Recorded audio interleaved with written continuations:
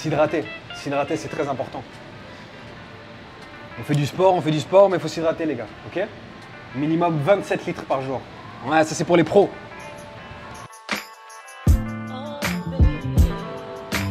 Ouais. Bonjour à tout le monde, salut à tous. Donc aujourd'hui, on se retrouve pour une nouvelle vidéo. Et aujourd'hui, ce qu'on va travailler, vous allez me suivre durant une petite séance. Et ça va être une séance de quoi? Ça va être une séance de biceps. Ok? Donc on est parti, let's go. Donc, ne jamais oublier que l'échauffement, c'est l'une des parties la plus importante de l'entraînement que vous allez faire. Il ne faut jamais le négliger. Si on s'échauffe, on évite les blessures. Si on s'entraîne assez souvent, je m'entraîne 6 à 7 fois semaine. En s'entraînant avec un volume et un rythme aussi fréquent, c'est super important de toujours s'échauffer. Même si vous vous entraînez un petit peu moins, il est super important de s'échauffer. Donc minimum pour l'échauffement, on va toujours chercher entre 5 à 10 minutes. Plus on est âgé, plus on va avoir un échauffement qui sera un tout petit peu plus long. Dans l'échauffement, qu'est-ce qu'on va faire? On va se mettre un petit peu de cardiovasculaire, augmenter la température du corps. Après que la température du corps soit augmentée et soit un petit peu plus élevée que ce qu'elle était auparavant, on va aussi faire un petit peu de mobilité. Et après la mobilité, on va aller faire quelques exercices qui vont nous permettre d'échauffer les muscles qu'on va vouloir travailler sur la journée. C'est parti ici, 5 petites minutes de vélo, 5 petites minutes de tapis.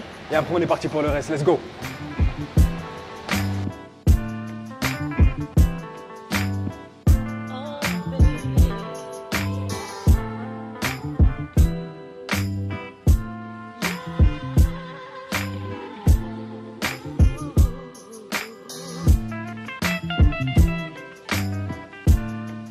Pour commencer la séance, on va prendre un poids très léger. Ici, j'ai pris des 2 kg. On va partir sur un petit peu d'endurance, que du biceps curl pour déjà chauffer un petit peu le muscle. Là, on était passé donc sur 5 minutes de tapis. Après les 5 minutes de tapis, ça a augmenté un petit peu mon rythme cardiaque. J'ai marché au départ, puis j'ai couru un petit peu à la fin. Et ici maintenant, je pars sur mon biceps, 50 répétitions de chaque côté. Let's go! Ça filme là? Ouais. Ok, donc on est parti. On continue avec l'échauffement. Après l'alarme, 50 petites répétitions, on prend un poids léger. Le but, c'est juste de chauffer le muscle et de faire en sorte qu'il soit prêt à travailler. Let's go. Je vais toujours éviter de tendre mon bras à fond pour éviter de mettre une tension qui va être inutile au niveau de mon tendon. Ok? Léger, on est déjà concentré, on est déjà dans l'entraînement. Le but, c'est de contracter le biceps. Ok?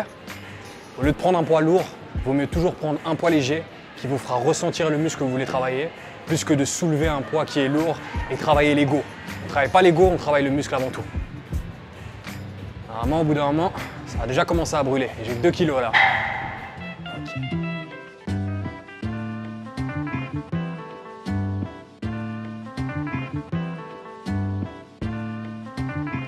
Donc aujourd'hui, on a dit qu'on allait travailler le biceps. Ce qui est important de savoir quand on va travailler le biceps, c'est que le biceps a 2 portions. Okay, on a la longue portion. La longue portion, donc, elle va s'attacher à l'avant-bras et elle va monter jusqu'à peu près au milieu du deltoïde. Tandis que la petite portion va également s'attacher à l'avant-bras, sauf que elle va s'attacher un petit peu plus vers l'intérieur. Okay, ce qui va faire qu'on va avoir 2 positions qui vont être différentes. Donc aujourd'hui, on va travailler le biceps très rapidement, 30 à 45 minutes, grand max. On va travailler la longue portion, puis la petite portion, 2 exercices de chaque. Let's go! Donc ici, premier exercice, on va être sur la longue portion. Donc premier exercice qu'on va faire, on va faire un curl incliné avec des haltères. Okay, on va faire attention toujours quand je vais travailler ma longue portion, d'avoir mes coudes qui vont être bien vers l'arrière. C'est parti. Petite chose à savoir, c'est que quand on va travailler, ici moi je travaille et je cherche de l'hypertrophie. Donc quand on va chercher l'hypertrophie, on va généralement, pour les séries, il faut un temps sous tension, okay, qu'on appelle TUT. Donc temps sous tension qui doit être égal à quoi? Il va être égal entre 30 à 60 secondes. C'est ce que je vais rechercher. Donc que ce soit mon mouvement concentrique, donc le moment où je vais lever l'haltère et le moment où je vais le descendre, on va avoir un certain tempo pour savoir tenir 30 à 60 secondes. Donc c'est-à-dire que si je suis trop rapide dans mon mouvement, je peux faire 10 répétitions mais qui vont me prendre 20 secondes et malheureusement, malgré le travail, malgré le fait que tu t'es déplacé et que tu sois à la salle, tu ne vas pas aller chercher les gains, les gains que tu voulais aller chercher. Donc n'oublie jamais, temps sous tension, 30 à 60 secondes. Une chose que je peux utiliser pour le temps sous tension, moi j'aime bien mettre un petit chronomètre devant moi, ce qui me permet de savoir si je suis à peu près dans les temps. Okay, et une chose aussi à savoir, c'est que sur l'excentrique, Sur l'excentrique, mon muscle a toujours plus de force. Il va avoir 30% de plus de force. Okay, donc sur le mouvement excentrique, s'il y a un poids que je n'arrive pas à soulever, je vais toujours savoir le travailler en excentrique, donc sur la descente. Parce que j'aurai toujours 30% de force en plus. C'est super bon à savoir. On est parti. Ok, les coudes bien vers l'arrière et on y va.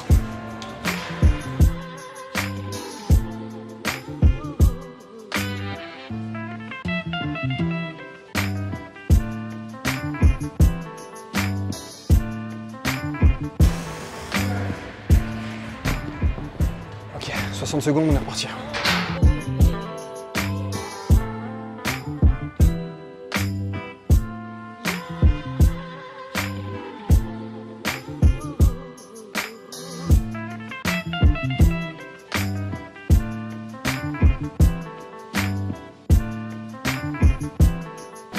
Ok, deuxième exercice, on est toujours sur la longue portion du biceps. Ok, donc coude en arrière, qu'est-ce qu'on va faire?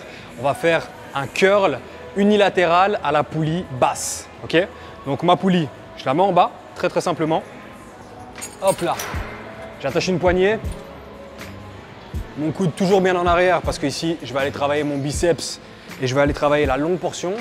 Ok, je vais toujours faire attention de jamais avoir mon coude qui va totalement être tendu pour éviter d'avoir une tension qui va déjà être inutile pour le biceps et qui risque de vous blesser. On est en position, toujours bien contracter les abdominaux pour n'avoir que le bras qui va être contracté et essayer d'engager le moins possible, d'avoir le moins d'à-coups possible qui vont engager le deltoïde avant. Okay, dès que j'ai ma position et que je me sens bien, on est parti. 40 secondes, let's go.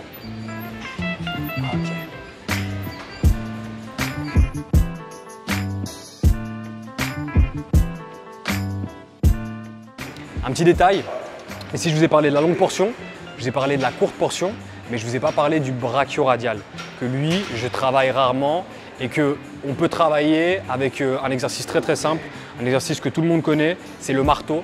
Et un petit conseil que je vous donne, c'est au lieu de travailler votre marteau, hop, ici, et souvent engager les deltoïdes et avoir des mouvements, des petits à-coups et des mouvements de haut en bas, ce que je vais faire, c'est quand je travaille mon marteau, hop, j'ai plus à aller chercher vers l'intérieur, ici. Et là, j'aurai mon brachioradial qui sera beaucoup plus engagé que si j'ai un marteau bien droit. Ok? Let's go!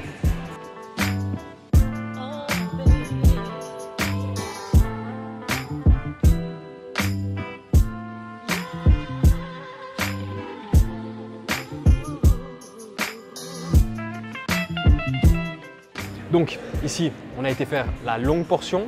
Pour la longue portion, on a parlé de quoi? On a parlé du fait qu'on veut que les coudes soient bien écartés pour rechercher une belle tension et après une contraction. Et ici, pour la courte portion, qu'est-ce que je vais faire? Ici, je vais faire des curls spider avec le banc.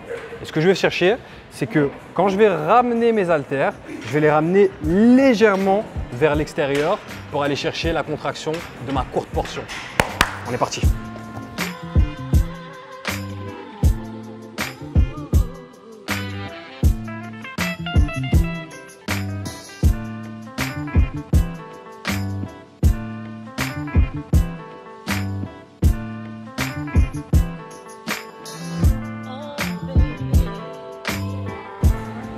Ok, on est parti pour le last one.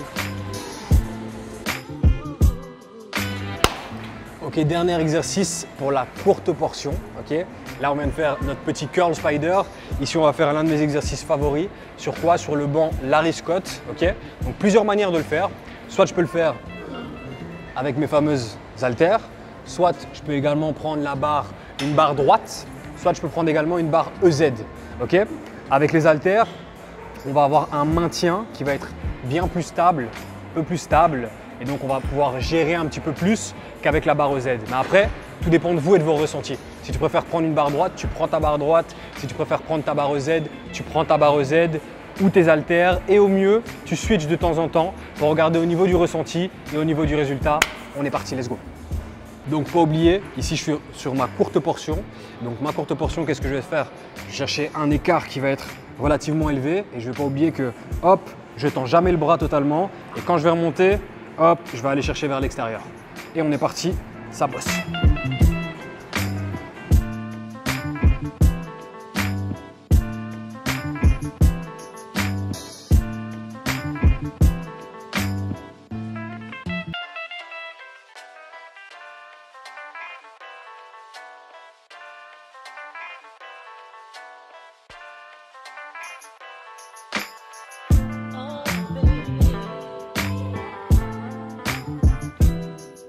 voilà encore une vidéo de fête. Merci à tous d'avoir suivi la vidéo. Ça fait extrêmement plaisir. Si vous avez d'autres suggestions, n'hésitez pas. Les commentaires sont là pour ça. Il y a absolument toutes mes coordonnées, Instagram, Facebook, email et tout le tralala.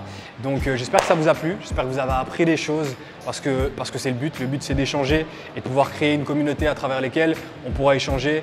Et ici, c'est surtout sur le sport et par après, peut-être sur d'autres choses. Donc encore merci à vous et on se revoit la semaine prochaine pour un nouvel entraînement. Ciao!